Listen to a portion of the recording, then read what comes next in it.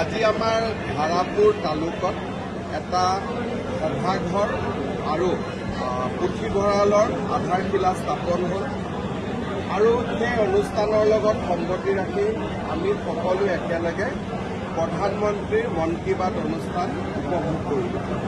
আজিৰ মন কী বাত অনুষ্ঠানত প্ৰধানমন্ত্ৰী ডাঙৰীয়াই বড়োলেণ্ডত উভতি অহা শান্তি আৰু সমন্বয়ৰ পৰিৱেশৰ বিষয়ে উল্লেখ কৰে আৰু মন কী বাত অনুষ্ঠানতে তেখেতে কি ধৰণে শান্তি আৰু সমন্বয়ৰ সৈতে সংগতি ৰাখি বড়োলেণ্ডত ক্ৰীড়া প্ৰতিভাসমূহ বিশেষকৈ ফুটবল খেলুৱৈসমূহ কেনেকৈ উজ্বলি উঠিছে তাৰ বিষয়েও তেখেতে উল্লেখ কৰে।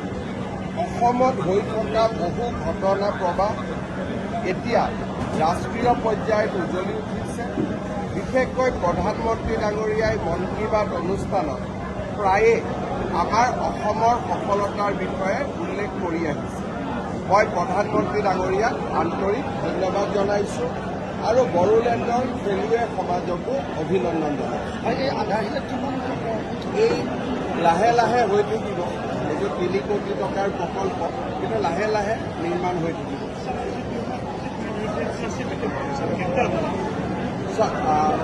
চাৰ্জশ্বিট দাখিল কৰাৰ পিছত পুলিচে কাকো গ্ৰেপ্তাৰ কৰিব নোৱাৰে, সেয়া আদালতৰ এখতিয়াৰৰ ভিতৰত হয়। গতিকে এতিয়াৰ পৰা গোচৰটো আদালতে পৰিচালনা কৰিব। চাৰ্জশ্বিট দিয়াৰ লগে লগে পুলিচৰ দায়িত্ব সামৰণি হ'ব। আৰু শেহতীয়াভাৱে তাৰ আপুনি যিটো ৰাইজৰ ওচৰত অৰ্থাৎ আপুনি ৰাইজৰ প্ৰতি যিটো আহ্বান অনুৰোধ ক্ষমা কৰিব জয়ন্ত মল্লৰ হ'ল, জয়ন্ত মল্লে নতুনকৈ কিয় ক'ব সামাজিক মাধ্যমত দুখ প্ৰকাশ কৰিছে। আপুনি আৰু চাবনৰ দৰে ফেনটো কিয় ওলাব খোজে? যোৱাকালিৰ কথা যোৱাকালি হৈ গ'ল। ৰাতি শুলো, ৰাতি নতুন সপোন দেখিলো। যোৱাকালিৰ কথাটো তাতে শেষ হৈ গ'ল। ৰাণী চাপৰি কৈ আছে তাত একচুৱেলি ফৰেষ্টে জানে কি কৰিব লাগে। মই আলোচনা কৰি আছোঁ। ইয়াত প্ৰতিবাদ কৰাৰ কোনো কথাই নাই। যেতিয়া আমি বানটোৰ কথা কৈছোঁ তাতে আমি উল্লেখ কৰিছোঁ যে স্থানীয় ৰাইজে বিচাৰিলেহে হয়। গতিকে এখন খালী কাগজ লিখি দিলে হয় আমি নিবিচাৰোঁ বুলি। অসমত আন্দোলন কৰি থকা কিছুমান মানুহ আছে, আন্দোলন কৰি ভাল পায়। তাতে আমি 2জন মুখ্যমন্ত্ৰীয়ে কি কৈছিল যে ৰাইজৰ কাৰণে বানটো কৰিব খুজিছোঁ, ৰাইজে যাতে জলসিঞ্চনৰ পানী পায়। ৰাইজে ক'লে হ'ল যে আমাৰ নালাগে। তাকে নকৰি আন্দোলন কৰা, ভাষণ দিয়া, নেতাৰ জন্ম হোৱা, এই প্ৰক্ৰিয়াটোৱেতো অসমত শেষ কৰি দিলে।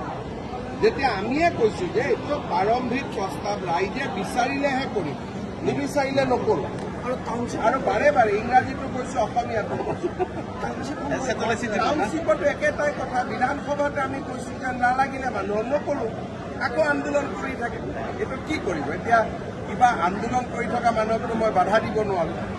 দৰাবিলতো লজিষ্টিক পাৰ্কক লৈ পেলাই দৰাবিল আৰু লজিষ্টিক পাৰ্কৰ মাজত 400 বিঘা মাটিৰ পাৰ্থক্য আছে। যদি প্ৰত্যেকটো কামতে ৰাইজে বাধা দিয়ে, অসমত উদ্যোগীকৰণ নালাগে বুলি কৈ দিব লাগিব।